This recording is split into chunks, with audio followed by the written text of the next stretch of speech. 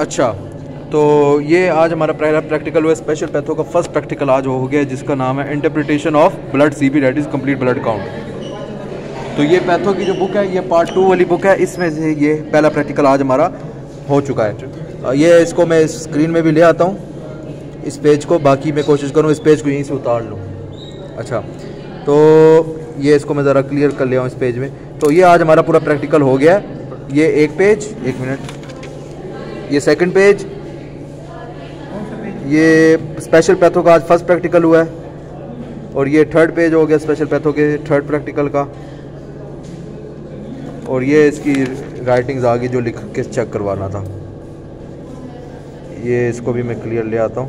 ये सारा आज हमारा हुआ है। तो आज इसमें क्या कवर हुआ है उसको कवर अप करते हैं जल्दी से हॉस्पिटल पॉइंट ऑफ व्यू से। सबसे पहले ब्लड सीपी में हम क्या क्या देखते हैं। ब्लड सीपी में हम देखते हैं आरबीसीज देखते हैं, ठीक है, वाइट ब्लड सेल, प्लेटलेट देखते हैं, और आरबीसीज के में, और इसके अंदर से 7 चीज़ें देखते हैं। क्या? एचसीटी, डेट इज हेमाटोक्रेट और packed cell volume, HB concentration, RBC concentration, MCV mean corpuscular volume, MCH mean corpuscular haemoglobin, MCHC mean corpuscular haemoglobin concentration, RDW reticulocyte distribution width. हाँ है नाम ही। अच्छा, पैक्ड सेल वॉल्यूम में हम क्या देखते हैं, सर ने बताया था कि अगर 100 ml है उसमें से 45% आरबीसीज होते हैं, पीसीवी होता है आफ्टर सेंट्रीफ्यूगेशन, और उसमें 55% प्लाज्मा होता है, और ये जो एक दिनार में लेयर बनती है वो हमारे पास क्या होगी, दिनार में जो लेयर होगी वो हमारे पास क्या होगी, प्लेटलेट्स या सर ने कुछ वर्ड बोला था, नहीं सर ने बोला था वो प्लेटलेट्स या वाइट ब्लड सेल्स की होती है, ये सर ने बोला था। अच्छा चलो, 1 ml ब्लड में कितना होता है, ये इंपॉर्टेंट पॉइंट है, 5 मिलियन आरबीसी होती है, ये पॉइंट याद रखना है। अच्छा, एचबी कॉन्सेंट्रेशन, हेमोग्लोबिन कॉन्सेंट्रेशन में क्या है, एक आरबीसी का वॉल्यूम का 1/3 इज ऑलवेज हेमोग्लोबिन वॉल्यूम, और इसको अगर आगे अप्लाई करो 45%, 45/3 is equal to 15 haemoglobin volume, 15 यानी 50% हेमोग्लोबिन कॉन्सेंट्रेशन।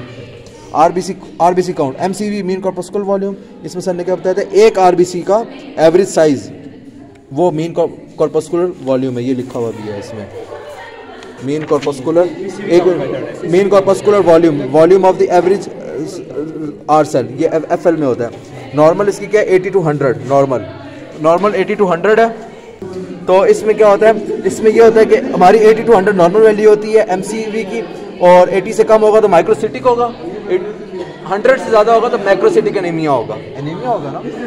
अच्छा, उसके बाद एमसीएच मीन कॉर्पस्कुलर हेमोग्लोबिन, इसमें क्या होता है, wait of haemoglobin in average RBC, एक वेट का हेमोग्लोबिन का एवरेज आरबीसीज में, और ये कितना होता है 30 पीजी यानी पिकोग्राम में होता है, ये weight of haemoglobin in an average R red cell, और ये पिकोग्राम में होता है 30 पिकोग्राम। तो एक हेमोग्लोबिन का वेट कितना एवरेज आरबीसी में, और ये डिक्रीज होता है माइक्रोसिटिक एनीमिया में और इंक्रीज होता है मैक्रोसिटिक एनीमिया में। ये एक पीबीएल भी है, पिकोग्राम एमसीएच, हाँ ये चलो ये बाद में देख लेंगे, वो चलो देखिए ज़रूरी नहीं है वैसे बाद में। अच्छा, और इसमें क्या हमारे पास MCHC is mean corpuscular MCHC जो होता है एक 6 पैरामीटर होता है, मीन कॉर्पस्कुलर हेमोग्लोबिन कॉन्सेंट्रेशन। इसमें हम क्या पता करते हैं, इसमें हम पता करते हैं ratio of haemoglobin to the volume of the packed cell. इसमें हम एक आरबीसी को सिर्फ उठाते हैं और उसी का हम देखते हैं कि उसके अंदर क्या वेरिएशन इन साइज आई है। सही कहा है? नहीं, it shows how much hemoglobin is in the cell compared to the empty space, yeah, compared to the other space. अच्छा, एक आरबीसी के अंदर कितना हेमोग्लोबिन है, अगर for example if you are the whole RBC, तो एमसीएचसी में सिर्फ आपको देखेंगे और देखेंगे आपके अंदर हेमोग्लोबिन कितना आपको पाया है बस, और एमसी और वो कितना है उसकी कॉन्सेंट्रेशन भी बता देंगे। और अगर वो कम होगा तो वो हाइपोक्रोमिक होगा पर्सन, एक सेल को देख के हम बताएंगे, और अगर ज़्यादा होगा तो वो हाइपरक्रोमिक होगा अगर एमसीएचसी इंक्रीज, और ग्राम पर डेसीलीटर में होगा। हाँ नॉर्मल क्या है, हाँ नॉर्मोक्रोमिक होगा, हाँ अच्छा ठीक, वो हो जाएगा। आरडीडब्ल्यू क्या है, इसमें वेरिएशन हम देखते हैं, हाँ इसमें हम वेरिएशन देखते हैं कि अगर ये ज़्यादा होगा तो वेरिएशन जो होगी हमें पता लग जाएगी साइज़ में है, अगर नॉर्मल होगा तो ये होगा। और सबसे ज़्यादा बेसिक टेस्ट है, और इसमें क्या है, यस ये इंपॉर्टेंट पॉइंट है। अब आपका माइंड यूज होगा, न्यूट्रोफिल अगर ज़्यादा होंगे दैट इज़ एक्यूट इन्फेक्शन में ज़्यादा होगा, न्यूट्रोपीनिया यानी जब न्यूट्रोफिल कम होंगे हमारे पास तो वो सीवियर इन्फेक्शन में होगा, जैसे कि क्योंकि सारे जो न्यूट्रोफिल है वो टिश्यू में चले जाएंगे तो ब्लड में उनकी अमाउंट कम हो जाएगी, तो न्यूट्रोपीनिया जो होता है सीवियर इन्फेक्शन में बहुत कम हो जाता है। एक्यूट जो सडन इन्फेक्शन होता है वो उसमें ज़्यादा होता है। इसिनोफिल जो होते हैं वो एलर्जी रिएक्शंस में होते हैं, ज़्यादा होते हैं या कम होते हैं? ज़्यादा, और ज़्यादा पैरासिटिक इन्फेक्शन ज़्यादा है, पैरासिटिक में दोनों मतलब ज़्यादा होते हैं, और कम कब होते हैं? कम जब चलो अच्छा वो इतना ज़रूरी नहीं है। बेसोफिल जो होते हैं वो CML में ज़्यादा होते हैं, क्रोनिक माइलॉइड एनीमिया में, वो एलर्जिक रिएक्शन। हाँ एलर्जिक रिएक्शन में भी। तो ये हमारा ब्लड CP पूरी हो गई थी। इसमें जो हमने यहाँ से जो पढ़ा है वो ये टाइप्स पढ़ी थी। हमें हीमोसाइटोमीटर से हम प्लेटलेट काउंट चेक करते हैं, और हीमोसाइटोमीटर से हम क्या क्या चेक करते हैं, वाइट ब्लड भी चेक करते हैं और रेड ब्लड भी चेक करते हैं। ये सारे यहाँ से चेक हो गए। और बोन मैरो सप्रेशन में कम है। हाँ ठीक है, ईसिनोफिल जो ईसिनोफिल और बेसोफिल जो बोन मैरो सप्रेशन में कम है, ठीक हो गया। अच्छा उसके बाद क्या हमारे पास, उसके बाद ये है कि हेमोग्लोबिन की concentration in blood is determined by cyanmethaemoglobin method, ठीक है। और उसके बाद जो इंपॉर्टेंट चीज़ है वो क्या है, वो जो सर ने बताई थी कि ल्यूकोसाइटोसिस किन किन में होता है, बैक्टीरिया, वायरल, पैरासाइट और ल्यूकीमिया में होता है, और ल्यूकोपीनिया किस में होता है, herpes influenza, dengue, bone marrow और एप्लास्टिक एनीमिया में होता है। तो ये बस पॉइंट्स थे। और कुछ और क्या पॉइंट्स थे, हाँ ये सर ने बताया था माइक्रोसिटिक कॉर्पस्कुलर वॉल्यूम। MCV से हमें पता लगता है कि आप क्या माइक्रो मैक्रो हो या नॉर्मोसिटिक हो, यही है ना, है ना। और इसमें और आई गेस और कुछ भी नहीं, और इसमें सारा हमारे पास ब्लड CP कवर्ड हो गया। और एंड में आप वो दिखा दो, एंड में वो वीडियो भी हम अटैच कर देंगे, सर ने दिखाई है। अच्छा सर ने कहा तो ये पिक्चर हॉस्पिटल इंपॉर्टेंट है। अब आप काइंडली मुझे बताना अब कि अगर RBC का ये नॉर्मल दिया हुआ, इसमें हम क्या बताएंगे, एक मिनट क्लियर आ जाए इसको।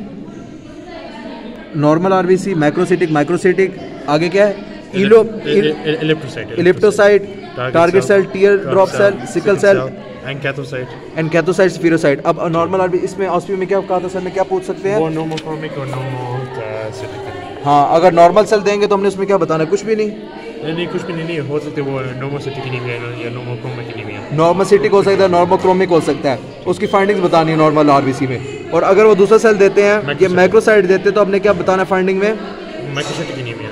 मैक्रोसाइट अगर दिया हुआ है, मैक्रो MA, मैक्रोसिटिक एनीमिया हो जाएगा। और बस वही है, बस माइक्रोसाइट देंगे तो माइक्रोसिटिक एनीमिया, टारगेट सेल देंगे तो क्या होगा, नहीं पहले इलेक्ट्रोसाइट वो आयरन डेफिशिएंसी दिखाते हैं। नहीं टारगेट में क्या देंगे, हाँ माइक्रो में आयरन डेफिशिएंसी भी आ सकती है ना। हाँ नहीं इलेक्ट्रोसाइट में क्या है। अच्छा अब बताओ, माइक्रोसिटिक सेल दिया हुआ, माइक्रोसाइट सेल दिया होगा, हमने फाइंडिंग में क्या बताना है, वो एनीमिक है, मतलब माइक्रोसिटिक हो सकता है, आयरन डेफिशिएंसी है या सिडरोप्लास्टिक एनीमिया है या बस ये तीन चीज़ें हो सकती हैं।